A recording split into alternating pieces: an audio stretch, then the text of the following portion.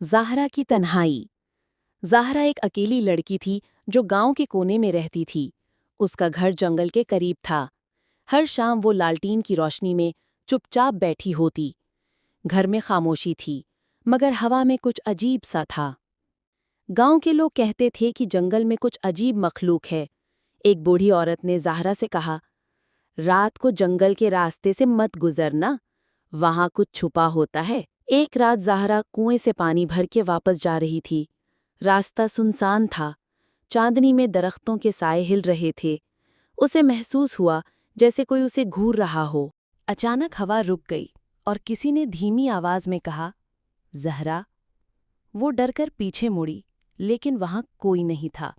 وہ بھاگ کے گھر گئی اور دروازہ بند کر دیا۔ زہرا نے رات بھر آرام سے نیند نہیں لی۔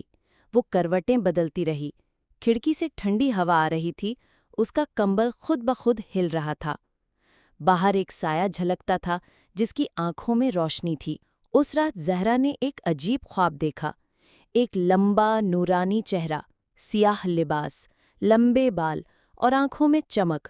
وہ کہہ رہا تھا، زہرا، میں تم سے محبت کرتا ہوں۔ زہرا کی آنکھ کھلی، ہوا ٹھنڈی تھی، سانس کی بھاپ نظر آ رہی تھی۔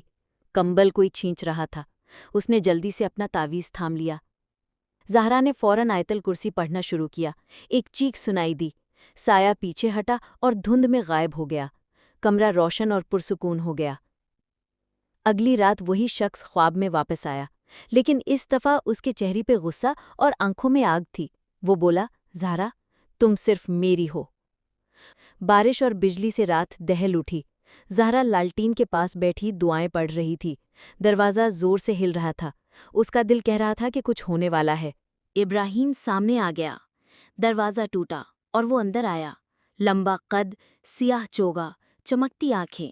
زہرا پیچھے ہٹتی گئی اور تعویذ کو مضبوطی سے تھام لیا۔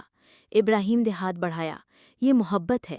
زہرا روتی ہوئی بولی، یہ محبت نہیں، یہ زبردستی ہے۔ اس کا تعویذ چمکا اور ابراہیم کا ہاتھ جل اٹھا۔ زہرا کو دادی کی بات یاد آئی، شیطان پاک چیزوں سے ڈرتا ہے۔ اس نے گلاب کا پانی چھڑکا اور سورہ البقرہ کی تلاوت شروع کی۔ ابراہیم کا جسم دھواں بن کر ٹوٹنے لگا۔ زہرا نے نمک اٹھا کر اس پر پھینکا، نور کا طوفان پھیلا۔ ابراہیم چیختا ہوا ہوا میں اڑا اور راکھ بن گیا۔ صبح ہوئی، گھر میں روشنی تھی۔ امام صاحب آئے اور کہا، تم نے اللہ کی مدد لی، تم محفوظ ہو۔ زہرا نے مسکرایا، لیکن کبھی کبھی ہوا میں پھر سے آواز گونجتی تھی، زہرا۔